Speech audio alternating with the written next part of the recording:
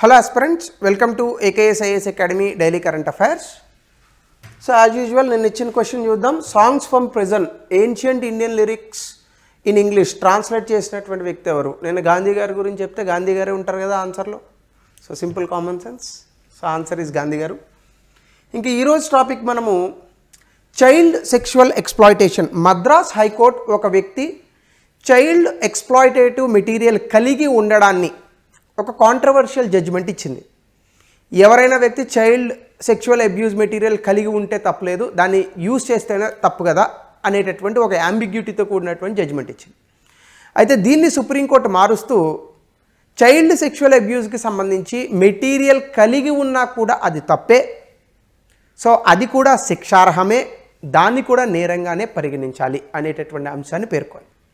So దీనికి సంబంధించి child sexual abuse పెరుగుతున్నటువంటి జనాభా, దాంతోపాటుగా పెరుగుతున్నటువంటి సమస్యలు, అలాగే పెరిగినటువంటి సాంకేతికత, అందులో భాగంగా ముఖ్యంగా యువత వాడుతున్నటువంటి ఈ యొక్క అంతర్జాలంలో వచ్చేటటువంటి అశ్లీలమైనటువంటి అంశాలు, సో వీటిలో భాగంగానే చైల్డ్ సెక్షువల్ అబ్యూజ్ పెరుగుతోంది. ఈవెన్ పిల్లలపైన జరిగేటటువంటి అకృత్యాలు కూడా చాలా విపరీతంగా పెరుగుతున్నాయి ప్రపంచంలో, ముఖ్యంగా భారతదేశంలో. సో దీనికి సంబంధించి ఈరోజు మనం చూద్దాం అసలు కాన్స్టిట్యూషనల్ ప్రొవిజన్స్ ఏమున్నాయి when comes to child related to protection in India. అలాగే పోక్సో యాక్ట్ అని ఒకటి ఉంది, protection of child from sexual exploitation and all. 2012లో ఈ చట్టం వచ్చింది. సిగ్నిఫికెన్స్ ఆఫ్ ద జడ్జిమెంట్, ఈ జడ్జిమెంట్ యొక్క సిగ్నిఫికెన్స్, ప్రాముఖ్యత ఏముంది, ఈ అంశాలను మనం ముందుగా ఈరోజు చూద్దాం. సో ముందుగా కనుక మీరు చూస్తే సుప్రీంకోర్టు ఒక జడ్జిమెంట్ ఇచ్చింది, punishment for possession, storage and consumption. అంటే కేవలం ఒక వ్యక్తి సమాచారాన్ని కలిగి ఉండడమే కాదు, అది దాచిన, దాన్ని వాడిన, ముఖ్యంగా child sexual exploitation and abuse మెటీరియల్కి సంబంధించి అది నేరార్హమే. సో ఆ వ్యక్తిని నేరస్తుడిగా పరిగణించవచ్చు, శిక్షలు కూడా విధించవచ్చు.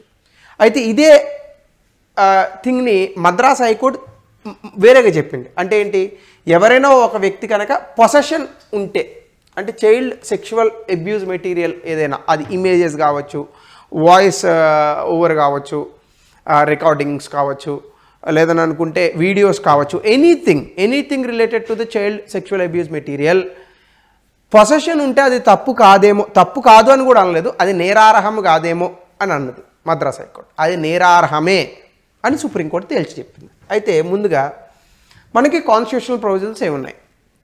ఇప్పుడు right against exploitation, right against untouchability మనం చదువుకుంటాంగా. అందులో భాగంగానే ఆర్టికల్ 15 క్లాజ్ 3లో ఏం చెప్పింది, protection and welfare of children, ప్రభుత్వము పిల్లల యొక్క సంరక్షణార్థము, వాళ్ళ యొక్క సంక్షేమార్థం ఖచ్చితంగా చట్టాలు అనేటటువంటివి రూపొందించాలి. Point number 1. Point number 2, right to life. మనకి రైట్ టు లైఫ్ అనేటటువంటి ఆర్టికల్ 21లో ఇచ్చారు, ప్రాథమిక హక్కుగా మనం పరిగణిస్తున్నాం. అనేక సందర్భాల్లో సుప్రీంకోర్టు ఈ మధ్యకాలంలో రైట్ టు ప్రైవసీ జడ్జిమెంట్లో కూడా రైట్ టు లైఫ్లోనే రైట్ టు ప్రైవసీ అనేటటువంటిది ఉంటుంది. అంటే వ్యక్తిగత జీవితంలో ఉండాల్సినటువంటి ప్రైవసీని కూడా అది రైట్ టు లైఫ్లో భాగంగానే పరిగణిస్తారు. అయితే అందులోనే భాగంగా ఈ చైల్డ్ ఎక్స్ప్లాయిటేషన్ అండ్ అబ్యూజ్ కూడా భాగమే. 3, ఆర్టికల్ 39E అండ్ F ఇందులో ఏం చెప్తుందంటే, డైరెక్టివ్ ప్రిన్సిపల్ ఆఫ్ స్టేట్ పాలసీలో state to ensure children are not abused, అంటే అసలు పిల్లలపైన ఎటువంటి ఇబ్బందులు, అకృత్యాలు లాంటివి కలగకుండా ప్రభుత్వమే రక్షించాలి, వాళ్ళకి అన్ని రకాల అవకాశాలను కల్పించాలి, వాళ్ళు ఆరోగ్యవంతంగా పెరిగేటట్టుగా వాళ్ళ చుట్టూ ఉండాల్సినటువంటి పరిస్థితుల్ని ప్రభుత్వమే కల్పించాలి.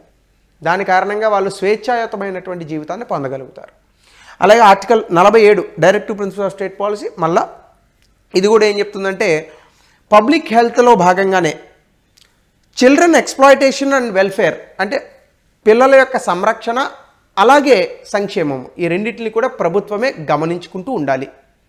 సో ఇలా అప్పట్లోనే, ఇప్పుడు 1950లోనే మనం ఈ యొక్క భారత రాజ్యాంగాన్ని రాసేటటువంటి క్రమంలోనే పిల్లలకి ఎంత ఆలోచించి ఈ ప్రొవిజన్స్ని పెట్టుంటారో ఆలోచించండి. మనకి ఇప్పుడున్న అంశం ఏంటి, వీటిని మనం చట్టాల రూపంలో మార్చలేకపోతున్నాము, ఆ చట్టాలు మార్చినా కూడా వాటిని సరిగ్గా అమలు చేయలేకపోతున్నాం. సో ముఖ్యంగా legal provisions under POCSO act చూస్తే కనుక సెక్షన్ 13 మనకి ఏం చెప్తుందంటే, చైల్డ్ పోర్నోగ్రఫీ అంటే ఏంటో చెప్తుంది. అందులోనే భాగంగా ఎవరైనా ఈ చైల్డ్ పోర్నోగ్రఫీని ప్రొడ్యూస్ చేసిన, డిస్ట్రిబ్యూట్ చేసిన, అంటే వాట్సాప్లో మనకి ఏదైనా చైల్డ్ పోర్నోగ్రఫీ గురించి ఒక వీడియో వస్తే దాన్ని మరొకరికి పంపినా కూడా అది నేరమే. అలాగే ఎవరైనా అది కలిగి ఉన్నా, ఈ మధ్యకాలంలో ఇలాంటి చాలా వీడియోస్ వచ్చాయి ఇంటర్నెట్లో, యూట్యూబ్లో. ఒక చిన్న పాప వాళ్ళ తండ్రి ఆడుకుంటున్నటువంటి ఒక వీడియోకి కూడా చాలా దరిద్రమైనటువంటి భాష్యాన్ని చెప్పారు. Sorry for using that word. Dark comedy అనేటటువంటి ఒక చెత్త కామెడీ పేరిట చిన్న పాప తండ్రి మధ్య ఉన్నటువంటి చాలా పవిత్రమైనటువంటి సంబంధాన్ని కూడా వక్రంగా భాషించి చెప్పేటటువంటి రోజులు వచ్చాయి. సో అలాంటి వ్యక్తులను కూడా మనం ఈ సెక్షన్స్ ద్వారా పనిష్ చేయొచ్చు. అలాగే సెక్షన్ 14 ఏం చెప్తుందంటే చైల్డ్ పోర్నోగ్రఫిక్ పర్పసెస్కి చైల్డ్ని కనుక ఉపయోగిస్తే వాళ్ళ మీద పెనాల్టీలు వేయచ్చు, రిపీటెడ్ అఫెన్సెస్ని కఠినంగా శిక్షించవచ్చు. సెక్షన్ 15 చైల్డ్ అబ్యూజ్ మెటీరియల్ని ఎవరైనా దాచి అది కమర్షియల్ పర్పస్కి వాడితే లేదా పొసెషన్ అండ్ స్టోరేజ్ ఉంటే అది నేరార్హము, శిక్షార్హము. అలాగే సిటిజన్స్ పౌరుల పైన కూడా ఒక బాధ్యతాయుతమైనటువంటి డ్యూటీని పెట్టింది ఈ చట్టం. సెక్షన్ 19 ప్రకారం ఏవైనా కంపెనీస్, టెక్ కంపెనీస్ కానీ వ్యక్తులు కానీ చైల్డ్ పోర్నోగ్రఫీకి సంబంధించి, చైల్డ్ సెక్షువల్ అబ్యూజ్ మెటీరియల్కి సంబంధించి ఎక్కడైనా ఆ మెటీరియల్ కనుక కనిపిస్తే అది వెంటనే రిపోర్ట్ చేయాలి అటువంటి చర్యల్ని. సో అంటే పౌరులుగా మన తాలూకా బాధ్యతను కూడా మనం నిర్వర్తించాలి. నేను నిన్న కూడా ఒకసారి ఈ దేవరా ఏదో సినిమా వస్తే ఈ మధ్యకాలంలో వెళ్తే సంధ్యా థియేటర్ పక్కన ఒక సందు ఉంది, చిన్నది పార్కింగ్ చేసేటటువంటి సందు. అక్కడ నేను ఏదో పార్క్ చేసిన నా వెహికల్ తీసుకుంటున్నాను. ఈలోపు ఒక 10-12 సంవత్సరాల మధ్య వయసు ఉన్నటువంటి పిల్లలు, 10, 12, 15 అలా ఉంటాయి, 18 లోపే, అంటే వాళ్ళనే పిల్లలు అని అంట. సో ఆల్మోస్ట్ ఒక 10 మంది ఉన్నారు స్నేహితులు, విపరీతమైనటువంటి స్మోకింగ్ చేస్తున్నారు. జనరల్గా మనకు ఉన్నటువంటి రూల్స్ ప్రకారం 18 సంవత్సరాల లోపు ఉన్న వాళ్ళకి అసలు సిగరెట్లు అమ్మకూడదు, అంటే షాప్ వాడిని బ్యాన్ చేయాలి. మరి ఏ రకమైనటువంటి సమాజాన్ని సృష్టిస్తున్నామంటే వాళ్ళ తల్లిదండ్రులు కానీ, లేదని అనుకుంటే స్కూల్లో ఉన్నటువంటి టీచర్లు కానీ, అక్వైంటెన్సెస్ కానీ. సో పిల్లలకి ఎటువంటి అంశాల గురించి మనం చెప్పాలి? కానీ మరి ప్రతి చోట మనం వేస్తున్నాం కదా smoking is injurious to health అని చెప్పేసి. బట్ స్టిల్ ఇలాంటివి జరుగుతున్నాయి కదా. అంటే చట్టాన్ని అమలు చేయడంలో కూడా మనకి చాలా లోపాలు ఉంటాయి. సో ఈ జడ్జిమెంట్లో కూడా కొన్ని లోపాలు అలాగనే చాలామంది చెప్తున్నారు, అది కూడా మనం చూద్దాం. అయితే ఈ జడ్జిమెంట్ తాలూకా సిగ్నిఫికెన్స్ ఏంటంటే చాలామంది మేము కేవలం మెటీరియల్ని కలిగి ఉన్నాం కదా, ఇది ఒక లీగల్ లూప్ హోల్గా చూపించి తప్పించుకుంటారు. అలా తప్పించుకునే అవకాశం లేకుండా చేసింది సుప్రీంకోర్టు. దీంతోపాటు పోస్కో చట్టం లాంటి 2012లో వచ్చినటువంటి ఇలాంటి చట్టానికి సంబంధించినటువంటి ప్రొవిజన్స్ అన్నింటినీ కూడా స్ట్రెంగ్థన్ చేసినట్టు అయింది. అలాగే విక్టిమ్ సెంట్రిక్ అప్రోచ్ అంటే ఏంటంటే సాధారణంగా విక్టిమ్ ప్రొటెక్షన్ అంటే ఎవరైతే ఈ యొక్క చర్యల వల్ల ఇబ్బంది పడ్డారో వాళ్ళని కాపాడడం, పరిరక్షించడం అనేటటువంటి చాలా ఇంపార్టెంట్. ఎందుకంటే సెక్షువల్ అబ్యూజ్ మెటీరియల్ అనేటటువంటిది జనరల్గా బయటకు వచ్చినప్పుడు పిల్లలపైన చాలా మానసికమైనటువంటి ఒత్తిడి ఉంటుంది. సో పెద్దవాళ్ళ సంగతి వేరే పక్కన పెడితే, పిల్లల మీద ఇట్లాంటి చైల్డ్ సెక్షువల్ అబ్యూజ్ మెటీరియల్ బయటకు వస్తే ఆ పర్టికులర్ ఫోటో కానీ, వాయిస్ కానీ, వీడియో కానీ అట్లాంటివి వాళ్ళే చూసినప్పుడు వాళ్ళకి ఒక రకమైనటువంటి సైకలాజికల్ టెండెన్సీస్ అనేటటువంటివి డెవలప్ అవుతాయి. అది చాలా దీర్ఘకాలికంగా వాళ్ళ మీద పనిచేస్తాయి. కాబట్టి చైల్డ్ సెక్షువల్ అబ్యూజ్ మెటీరియల్ని శిక్షించడమే కాదు, అది ఎక్కడ కనిపించినా కూడా వెంటనే డిలీట్ చేయడం అనేటటువంటిది కూడా మన యొక్క ప్రధానమైనటువంటి బాధ్యత. అలాగే టెక్ కంపెనీస్ కూడా వాళ్ళ ప్లాట్ఫామ్స్ పైన ఎవరైనా ఈ చైల్డ్ సెక్షువల్ అబ్యూజ్ మెటీరియల్ని పెట్టినా లేదా వాళ్ళ డేటాబేస్లో స్టోర్ అయినా వెంటనే వాటిపైన చర్యలు తీసుకొని వాటిని డిలీట్ చేయాల్సినటువంటి అవసరం ఉంటుంది.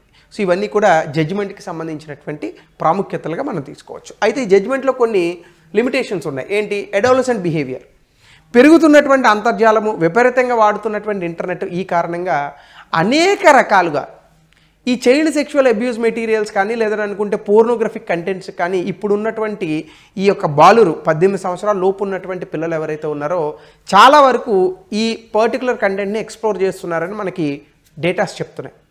సో వీటిని అరికట్టడం ఎలా అనేటటువంటి అంశాన్ని మనం ఆలోచించాలి తప్ప డయాగ్నోసిస్ అంశాన్ని కాదు. అంటే ఆల్రెడీ మెటీరియల్ బయటకు వచ్చిన తర్వాత దాన్ని కలిగి ఉంటే శిక్ష వేయడం కాదు, ఆ మెటీరియల్ బయటకు రాకుండా చూడాలి, పిల్లలు వాటిని యాక్సెస్ చేయకుండా చూడాలి. దాంతోపాటు ఆల్రెడీ లా ఎన్ఫోర్స్మెంట్ ఏజెన్సీస్ అంటే పోలీస్ స్టేషన్లు కానీ వీళ్ళందరూ కూడా ఆల్రెడీ చాలా కేసులతో తలములకలై ఉన్నారు. ఇప్పుడు ఎక్కడో గూగుల్లో ఎక్కడో ఒక ఇమేజ్ వస్తే గూగుల్ హెడ్ని అమెరికా నుంచి పిలవలేరు కదా. సో దీన్ని ఎలా సాల్వ్ చేయాలనేటటువంటి అంశాన్ని కూడా సుప్రీంకోర్టు ప్రస్తావించే బాగుండేది అని కూడా కొంతమంది విమర్శిస్తున్నారు. దీంతోపాటు సుప్రీంకోర్టు చెప్పనటువంటి ఒక అంశం ఏంటంటే చైల్డ్ పోర్నోగ్రఫిక్ కంటెంట్ కనుక కనిపిస్తే దాన్ని ఎప్పుడు డిలీట్ చేయాలి, ఎన్ని రోజుల్లో చేయాలి అనేటటువంటి అంశాన్ని ప్రస్తావించలేదు. అది ఇమీడియటా లేదంటే దాని మీద విచారణ చేపట్టాలా ఇలాంటి అంశాలను కూడా పేర్కొని ఉంటే that removal of harmful content అనేటటువంటి చాలా ఇంపార్టెంట్. దాంతోపాటు అడ్రస్ రూట్ ఇష్యూస్, దీనికి రూట్ కాజెస్ ఏంటి అసలు, ఇలాంటి చైల్డ్ పోర్నోగ్రఫిక్ కంటెంట్ బయటికి రావడానికి గల ప్రధానమైనటువంటి కారణాలు ఏంటి.